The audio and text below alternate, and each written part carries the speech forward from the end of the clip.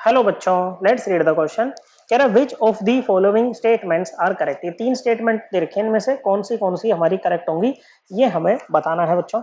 तो देखो क्या होता है कि पहले कह रहा है कि primary amines show more intermolecular association than secondary amines. तो ये स्टेटमेंट एकदम ट्रू है। ओके बच्चों, क्या है ये स्टेटमेंट एकदम ट्रू है। ओके, करेक्ट स्टेटमेंट है। कैसे? देखो प्राइमरी अमीन्स वो होती हैं जैसे CH3 H. Okay, nitrogen directly दो हाइड्रोजन और एक कार्बन कंटेनिंग ग्रुप से अटैच होगा, this is a primary amine. और सेकेंडरी अमीन में क्या होता है बच्चों?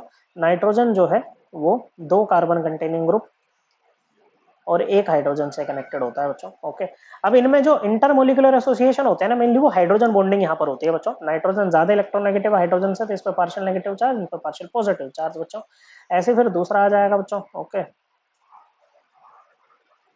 ओके, तो ये अपने मतलब इस तरह से यहाँ से ये पार्शियल नेगेटिव ये पार्शियल पॉजिटिव, तो इस तरह से क्या कर सकते हैं, हाइड्रोजन बॉन्डिंग इसमें होती है। हाइड्रोजन दो नाइट्रोजन के बीच में आ रहा है, हाइड्रोजन बॉन्डिंग होगी बच्चों।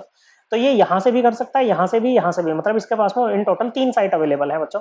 लेकिन यहाँ पर तो इसके पास में दो ही साइट है ना बच्चों। क्या है? दो ही साइट है। तो यहाँ पर जो ये होगी बच्चों इंटरमोलिकुलर एसोसिएशन, वो कम रहेगी बच्चों। क्या रहेगी बच्चों? वो कम रहेगी बच्चों। This partial negative partial positive partial negative partial positive. Okay बच्चों, और ऊपर से बच्चों थोड़ा ये अप्रोच भी घट जाएगी, क्योंकि ये अब बल्कि ग्रुप यहाँ पर बढ़ गए हैं ना बच्चों। This is a secondary amine. Okay, फिर कह रहा है कि tertiary means do not show intermolecular association. तो इस बात को भी आप सही कह सकते हो, क्योंकि टर्शियरी अमीन में ना देखो यहाँ पर मेन, देखो मीन्स में हमें जो क्या दिख रहा है, जो मेन इंटरमोलिकुलर एसोसिएशन है वो क्या है? हाइड्रोजन बॉन्डिंग है। उसके बाद अलावा देखो जो यूनिवर्सल इंटरेक्शन है, वंडरवाल इंटरेक्शन, वो तो हर जगह होगी बच्चों। लेकिन अगर इनके रेस्पेक्ट में बात करें ना, तो टर्शियरी मीन्स में हमें लगेगा कि भाई यहाँ तो कोई इंटरमोलिकुलर एसोसिएशन है ही नहीं। क्या नहीं है? इंटरमोलिकुलर एसोसिएशन है ही नहीं बच्चों। हाइड्रोजन है ही नहीं, तो हाइड्रोजन बॉन्डिंग कहां से करेगा बच्चों? ओके, फिर कह रहा है boiling point of isomeric amines follow the order 3 degree की सबसे ज्यादा, फिर सेकेंडरी और फिर tertiary. This is tertiary amine बच्चों।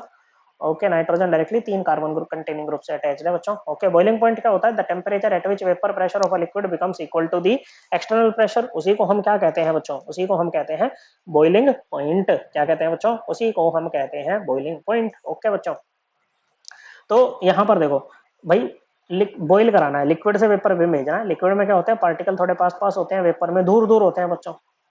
तो इंटरमोलिकुलर एसोसिएशन तोड़नी है ना बच्चों। तो इंटरमोलिकुलर एसोसिएशन जितनी ज्यादा स्ट्रॉन्ग होगी ना बच्चों, बॉइलिंग पॉइंट उतना ही ज्यादा होगा बच्चों, क्योंकि उतना ही टेम्परेचर देना पड़ेगा आपको उसको तोड़ने के लिए बच्चों।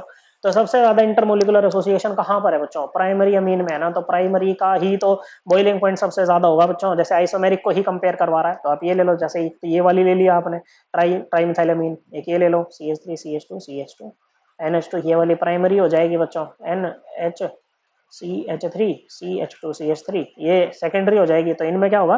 प्राइमरी वाली का, ओके, इसका प्रोपाइल अमीन का सबसे ज्यादा होगा बच्चों, फिर ये सेकेंडरी वाली का होगा और सबसे कम होगा टर्शियरी अमीन का बॉइलिंग पॉइंट। तो ये वाली इनकरेक्ट है बच्चों। तो पहली और दूसरी करेक्ट है बच्चों। ओके, पहली और दूसरी करेक्ट है। So correct answer option 2। और ये हम अपनी क्लास 12 की NCERT से भी रेफर कर सकते हैं। चैप्टर नंबर 13, पेज नंबर रहेगा बच्चों आपका 387 388। आई होप आपको ये एकदम क्लियर हो गया होगा। थैंक यू बच्चों।